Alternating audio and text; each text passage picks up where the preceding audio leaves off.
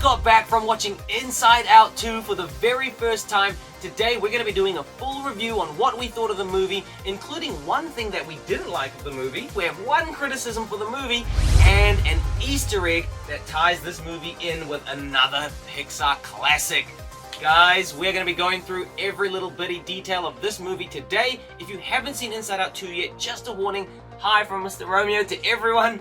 Just a warning, this video will contain spoilers for the movie.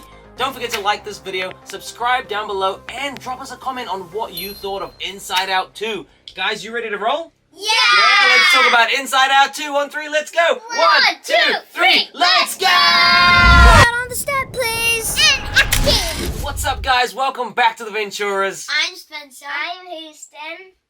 I'm Ryan. I'm Romeo. And I'm Roger, or Dad, right? Yeah, I love calling you Dad. They call me Dad around here. Guys, today we just got back from seeing Inside Out 2 here in Auckland, New Zealand. We just want to give a quick shout out to Event Cinemas Westgate for having us. Guys, we thought Event Cinemas was so awesome, don't you think? So good. Yeah, your mum especially loved it. It was an awesome cinema. They've recently been refurbished. We had nice comfy leather seats. We had a great big cinema and we watched Inside Out 2 on a great big screen. The staff were also really, really good. We actually filmed our reaction straight out of the cinema. Do you remember that? Yeah, we filmed our reaction straight out the cinema. You can watch that link. Click right over here. Or Romeo's right down below in the show notes and in the pinned comment. You can watch our immediate reaction as we came out of the cinema at Event Cinemas Westgate. Everybody there treated us so well, and we just want to say a huge, huge thank you to Event Cinemas for having us. What do you say, guys? Yeah, thank you. Yeah, that was awesome. Guys, Inside Out 2, what did you think? That was so good. 10 out of 10. 10 out of 10? Houston, what do you think? I think a million out of 10. A million out of 10? Romeo, what do you think? A 25. A 25? No, 25. You know what I think? Oh. I think Thanos snapping out of 10. Thanos snapping out of 10. Infinity Gauntlet out of 10. This was awesome, awesome, awesome. We're going to be going through the movie today and everything we saw. Guys, if you don't know, Inside Out 2 is the sequel to Inside Out 1, which actually came out 9 years ago. In that movie, Riley was a little girl, and the movie was based around the emotions and developments she goes through. This movie is 9 years later. She's now a teenager. And all of the new emotions come along and start causing problems. Guys, take us through it. How did the movie start? Does anybody remember? Well, I think it started with having an ordinary day. Yes. The emotions are emotioning. Emotions are emotioning. I like that. And I think it introduced some of the other characters. Well, it showed us, in the beginning, they just sort of showed us where we left off, right? Like, it showed us what Joy's been up to, what Sadness is doing. It showed that, like, you know, anger, disgust, fear. Riley was really in control, and she was having a really, really good time. Right in the beginning, though, there's an Easter egg for another Pixar movie, which I think a lot of you may know about already. We didn't actually know until we saw it in the cinema, but we're going to save that till the end. We're going to talk about that afterwards. So make sure you guys stick around till the very end to see what that hidden Easter egg is. As the beginning of the movie goes on, we see that Riley is developing her sense of self, right? Yeah. Houston, what did we see? We saw that girl dropping the coins, and then Riley started helping her. Wasn't that blue little thing that makes friends? Yes, and so she started her character development, her new sense of self, because she felt good. Houston's right, because her classmate Grace dropped the coins on the floor. Riley went to help her, and they became friends. Then what happened after that? Another girl walked in and then started helping them too. That's right. Now there was 3 of them, and they became best friends. But where the story starts to get interesting is Riley's sense of self is feeling really good at this point. She's feeling good because she's friends with these girls. She's done good things. She helped them. But now, all of a sudden, a new emotion crops up. Which one is that? So anxiety? Yes. I think envy, Well, first we meet anxiety, right? So we've got anxiety, envy, ennui, and embarrassment. And what's interesting is the way these emotions get introduced. It starts off with a massive alarm going off. Do you guys remember that? Yeah, that's what Joy covering up. She's trying to cover it up. That's it. And she had no choice but to put it in the little tube. Yes. That you... And then shoots it up. But then what comes flying through the window? Does anybody remember? A giant wrecking ball. Oh, yeah. Remember that? And then all the construction guys rock up and they say, "It's demo day." Yeah, but there's no need to break the, what is it called again? The couch and the switchboard? And do construction workers even have chainsaws? Yeah, I think they have everything, every tool. And I think Anger was in his underwear and he got angry. And they didn't know what was going on. And basically at this point, Riley's mind was starting to get renovated because they were getting ready for the new hormones. What's up, dude? Is that the underwear that it was wearing, Yes. it represents him being happy because it has hearts all over Did it have hearts on it? Yeah. Guys, did you notice that? Can anybody comment down below? Did Anger's underwear have hearts on it? Oh, that's an interesting. Why would he have love hearts on his undies? I don't know. He doesn't Oh, that's so have interesting. love. And then the next stage of the movie kicks in because Riley goes to hockey camp.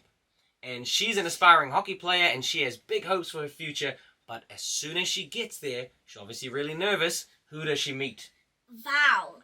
Val. Is it Val Ortiz, I think is her name? I think it's Val. I had it written down here. Val. Val. Yeah, Val Ortiz. Yeah, Valerie Ortiz. And she is an awesome hockey player. Everybody looks up to her. Riley starts panicking. And who kicks in?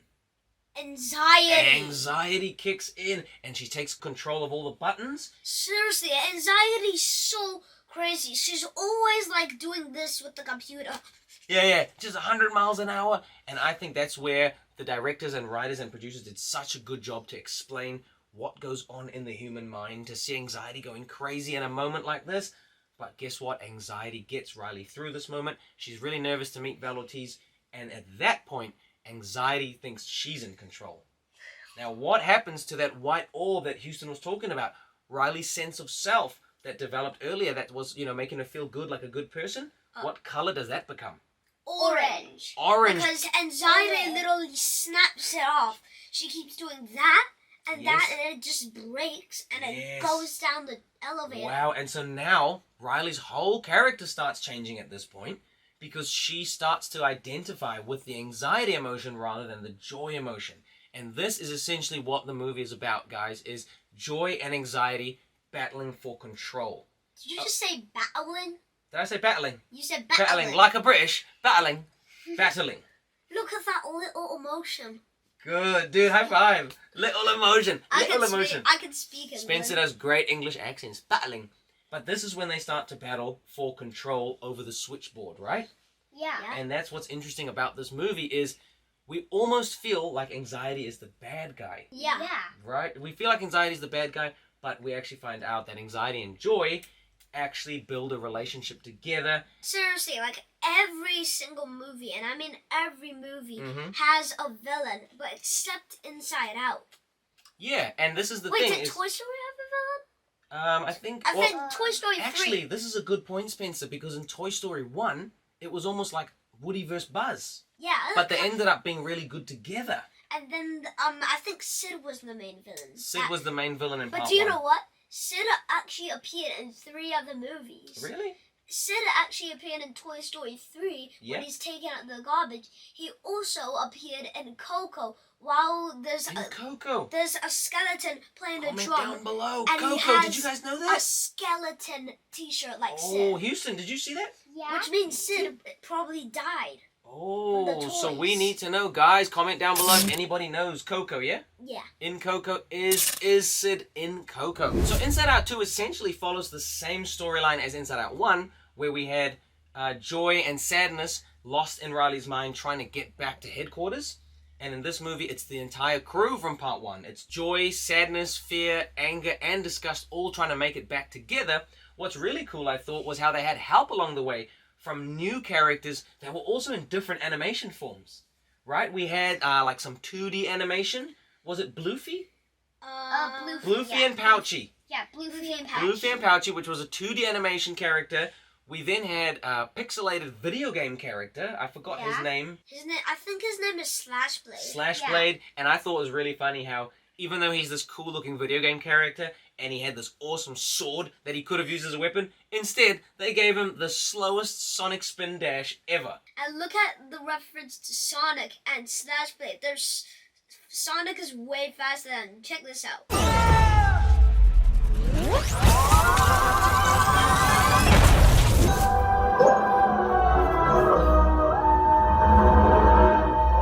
Yeah, what's the point of that? Like, what the He can't heck? even do any damage to anything. He just rolls up to the jar and goes, ding! And here's something that, Spencer, you said this to me in the movie theater that we picked up that followed the same pattern as Inside Out 1, is in Inside Out 1, when Joy and Sadness are trying to make their way back, they're in the memory pit, we see Joy crying. If you guys haven't seen our watch along to Inside Out 1, you can head on over to our other channel at Ventura Movie Pals, or you can click this link right over here, or check out the show notes below, or in the pinned comment below. But in that watch along, Spencer actually mentioned that Joy in the memory pit started to cry. So it's the first time we saw Joy sad. Now, what did you notice in part 2, Spence, that you told me in the theater? She literally snapped for the first time. Yeah, do you remember that, Houston? Yeah. Yeah, we saw... Do you remember that? Yeah. Yeah? We saw Joy get angry in this one. And that was the first time she snapped and started getting angry. But, I don't know if you guys remember this, who motivated her to get back up and keep going? Anger. That was pretty cool. Anger. I thought that was pretty cool, that Anger stepped up to the plate and actually showed some compassion and kindness and helped Joy to motivate her to get her going. We see some other relationships form along the way too. Sadness makes her way back into headquarters and she almost gets caught by anxiety, but somebody steps in to help Sadness. Does anybody remember? Embarrassment. I thought that was an awesome plot twist. Embarrassment teamed up with Sadness. And actually, guys, have you noticed that in most scenes, even in the trailers and the previews, Embarrassment and Sadness are always hanging out? Guys, did you notice that? Comment down below if you noticed that Embarrassment and Sadness seem to have a special relationship. So I don't know what the writers were connecting there, but there seems to be a connection between those two. I think even in real life for everybody. And then, guys, as we hit the end of the movie, Riley has her very, very big hockey trial, and she has to be on her best game. And here's the thing. This whole time, this whole movie, we actually thought the writers were writing Anxiety to be the bad guy. But what does Anxiety make her do right before the hockey game? She puts pressure on her to score the goals. That's just way too crazy. Yeah, and so Anxiety gives Riley that worry that makes her play better hockey, and guess what? She ends up scoring some goals and impressing the coach. And what we ultimately learn at the end of this movie is what? All of the emotions work together. That's right. You need a little bit of anxiety, just like in part 1. You need a little bit of sadness. You need a little bit of joy. Embarrassment. You need some embarrassment. You need everything to work together and come together in perfect harmony. The message of part 2 was actually the same as part 1.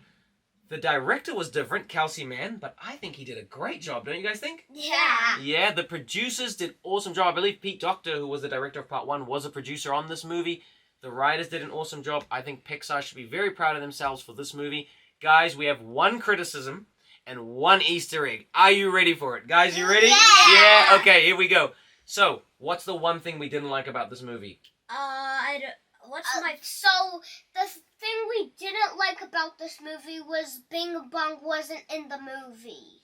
We didn't see Bing Bong, guys. We were hoping so much for Bing Bong. I know all of you guys were too. We got a lot of comments in support of Bing Bong. We thought we'd see him again. We didn't. Maybe there'll be an Inside Out 3. Maybe we can see him then. Because that was a secret ending. Maybe there is a villain in Inside Out 3, or probably an emotion that turns to the villain. That's He's true. probably like a black or gray. Yeah, well, you know, Houston's right. There was a bonus ending. We waited at the theater to watch that.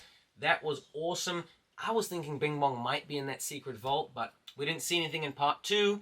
And guys, one of my favorite bits of all, the Easter egg. I think a lot of you might already know this one, but hey, Houston, Spencer, you guys want to tell the good people what was the secret connection we found to another Pixar movie? Well, while they were looking at the new island, I think they were using the binoculars from Toy Story. Does anybody remember his name? What was it again? Starts with an L.